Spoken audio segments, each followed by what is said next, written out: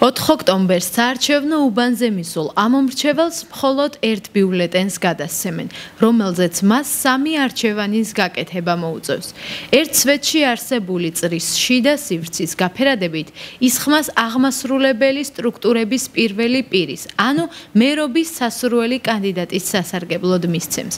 მეორეში პოლიტიკურ სუბიექტს, მესამე წრეში კი მაჟორიტარობის კანდიდატს. ხმის მთვლელმა აპარატმა ამომრჩევლის არჩევანი რომ სწორად ასახოს, აუცილებელია თითოეულ აღნიშნულ სვეტში მხოლოდ ერთი წრის შიდა სივრცე გააფერადოთ. თუ ერთ სვეტში ერთზე მეტი წრე იქნა გაფერადებული, ბიულეტენი ბათილად ჩაითვლება. იგივე ბედი ეწევა ბიულეტენის ისეთ სვეტს, რომელშიც გაფერადებული არ იქნება არც ერთი წრე. როგორც ამომრჩეველმა უკვე იცის, არჩევანის გაკეთებით 4 ოქტომბერს მერთან ერთად საკრებულოს 36 მანდატიანი შემადგენლობაც აირჩევა. მე მინდა აქცენტი გავაკეთო ამომრჩევლებისთვის და განვმარტო, როგორ შეიძლებათ მათ არჩევნებში მონაწილეობა და ხმის მიცემა. იქნება კომპოზიტური ბიულეტენი, ანუ ერთ ცალ ბიულეტენზე იქნება 3 სვეტი, შესაბამისად ამომრჩეველი ერთ ბიულეტენში აირჩევს როგორც პროპორციულ ასევე მერს და ასევე მაჟორიტარს. 2025 წლის 4 ოქტომბრის არჩევნები ტარდება ზუსტად იმ სისტემით, როგორც ჩატარდა 2017 წლის ადგილობრივი თვითმმართველობის არჩევნები.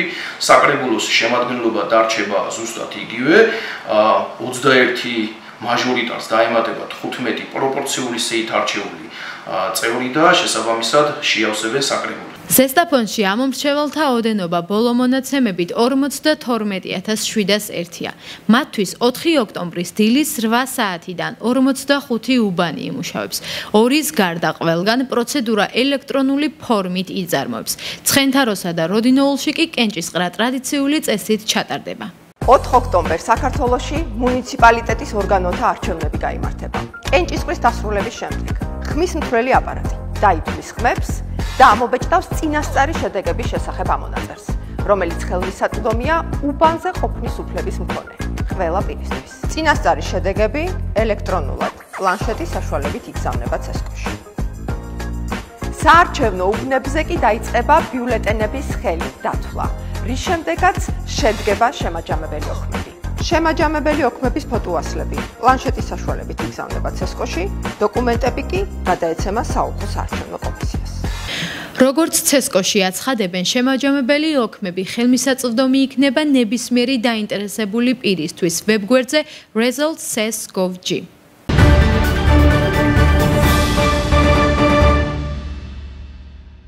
კვლევების მიხედვით პლასტმასის ჭარბი მოხმარება საქართველოში ერთ-ერთ გამოწვევად რჩება, სადაც ყოველდღიურად დაახლოებით 612 მილიონი ერთჯერადი გამოყენების პლასტმასის პროდუქტი გამოიყენება, რომელიც 6000 ტონამდე მოცულობას შეადგენს. ახლა განხილვაშია ისეთი მოდელი, რომელიც დააბალანსებს გარემოს დაცვის, ჯანდაცვისა და კერძო სექტორის ეკონომიკურ ინტერესებს. დაგეგმილი რეგულაციები ითვალისწინებს გონივრულ ვადებში ახალ მოთხოვნებზე ეტაპობრივად გადასვლას, რაც ხელს შეუწყობს როგორც ეკოლოგიური უსაფრთხოების გაუმჯობესებას, ისე ბიზნესის მდგრად განვითარებას. კეთდება რომ მოხდეს პლასტიკის გამოყენების შემცირება, პრევენცია და სწორედ ეს არის ერთ-ერთი კომპონენტი, ეს არის ერთჯერადი პლასტიკის გამოყენების საერთოდ შეზღუდვა. სწორედ ახლა ხან ვიყავით მინისტერიაზე კანადაში და მზადდება კონვენცია, რომ ზოგადად უამრავ მიმართულებაში აიგზალება პლასტიკის გამოყენება. ეს არის ძირითადი ამოცანა. ალტერნატივები არის უამრავი. სოფლიოში უკვე აქვთ ეს. არაფერი სიახლე არ არის, მაგრამ ჩვენ რადგან მიერთებული ვართ მაღალი ამბიციის კოალიცია, ჩვენი ქვეყანა ჩვენ უნდა ავყვეთ სწორად იმ რეგლამენტებს და იმ კონვენციებს, რომელსაც ევროკავშირი ახორციელებს და ჩვენ ამაში შეიძლება ითქვას პოლიტიკური დოკუმენტების ნაწილში საკმაოდ სერიოზული პროგრესი გვაქვს. საწარმოები არსებობს. ვინც აწარმოებს ალტერნატივებს, უკვე არსებობს. მაგრამ ამ დოკუმენტს რო შევქმნით, არის დოკუმენტი მისცემს საშუალებას თუ როგორ უნდა იმოქმედონ იმ საწარმოებმა, ვინც ცდილობენ ან იმპორტი განახორციელონ, ან ადგილზე აწარმოონ. და ეს დოკუმენტი უკვე მოგვცემს საშუალებას. აქ მოკვლევა მიმდინარეობს, რამ რაოდენობისას ვიყენებთ, რა მიმართულებაში ვიყენებთ, როგორ უნდა იყოს ფინანსური ინსტრუმენტი, რომ წავახალოთ ეს წარმოება და უამრავი სხვა რამ. ასევე შეიძლება იყოს აქ წარმოების გაფართოებული ვალდებულების კონტექსტში შეიძლება განვიხილოთ ეს, რომ ასეთი ნაკეთობებზე, რა თქმა უნდა, იქნება შეზღუდვა და მისი ალტერნატივა ოპერატიულობის გაჩენა. იმიტომ რომ ეს მაინც ცირკულარი ეკონომიკის ნაწილია და ეს ნარჩენი პლასტიკის რომელიც არის და გარკვეული გარდამავალ პერიოდში იქნება ეს მაინც უნდა მოხდეს გადამუშავება. გარემოსდაცვის და სოფლის მეურნეობის სამინისტრო აქტიურად მუშაობს ერთჯერადი გამოყენების პლასტიკის პროდუქციის აკრძალვის საკითხზე. აქ ბუნებრივია საუბარი ისეთ პროდუქციაზე, რომელსაც ჩვენ ყოველდღიურად ვიყენებთ და უშუალოდ არის შემხებლობაში სურსათთან და დღეს ჩვენ მქონდა ბიზნესის წარმომადგენლებთან შეხვედრა, ვისაუბრეთ იმ აკრძალვებთან მიმართებით, რასაც სახელმწიფო გეგმავს ერთჯერადი გამოყენების პლასტიკის პროდუქციის ნაწილში და ჩვენ ფაქტობრივად შევთანხმდით გარკვეულ ჩამონათვალზე იმ პროდუქციისა, რომლის ჩანაცვლებაც უფრო ეკოლოგიურად სუფთა და სურსათის უნებლობის კუთხით სუფთა პროდუქციით გაცილებით მარტივი იქნება, თუმცა არის გარკვეული გამოწვევები, რაც დაისვა ბიზნესის მხრიდან და რა თქმა უნდა ჩვენ ამ ახალი სტანდარტების შემუშავების დროს მაქსიმალურად გავითვალისწინებთ იმ გამოწვევებს და იმ ასე ვთქვათ მოთხოვნებს, რაც დაისვა სტუმარ-მასპინძლობის სექტორის წარმომადგენლების მიერ დღევანდელ შეხვედრაზე.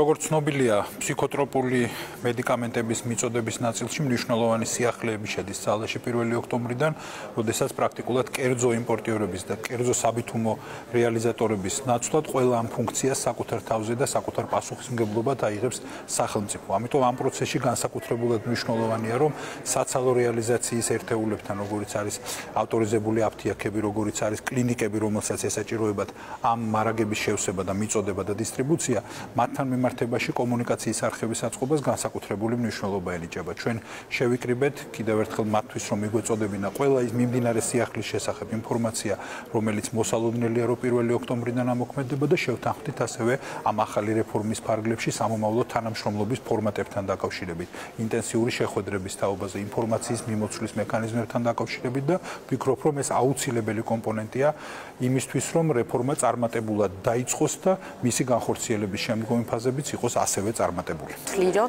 ძალიან ნაყოფიერი შეხვედრა იყო ყველა კუთხით, ძალიან ესეთ მნიშვნელოვან საკითხებს გაესვა ხაზი და კითხვა-პასუხის რეჟიმშიც ამოიწურა რაღაცა კითხვები, დაიგეგმა კიდევ შეხვედრა, სადაც საშუალება გვექნება, რომ უფრო დაწვრილებით ჩვენი კითხვები წარმოვადგინოთ და ბატონ მინისტრის ესეთი კეთილი განწყობილი დამოკიდებულებით გადავჭრით საკითხებს, რომელიც აქამდე ჩვენ გვაწუხებდა. ძალიან მნიშვნელოვანი იყო ეს შეხვედრა, მივიღეთ აბსოლუტურად ამომწურავი პასუხები ყველა საკითხთან დაკავშირებით. ჩვენთვის ვფიქრობ, რომ უფრო დაცულობის მომენტი უფრო მეტი იქნება უსაფრთხოების მხრივადაც ყველაფერი წესრიგში იქნება, ვფიქრობ.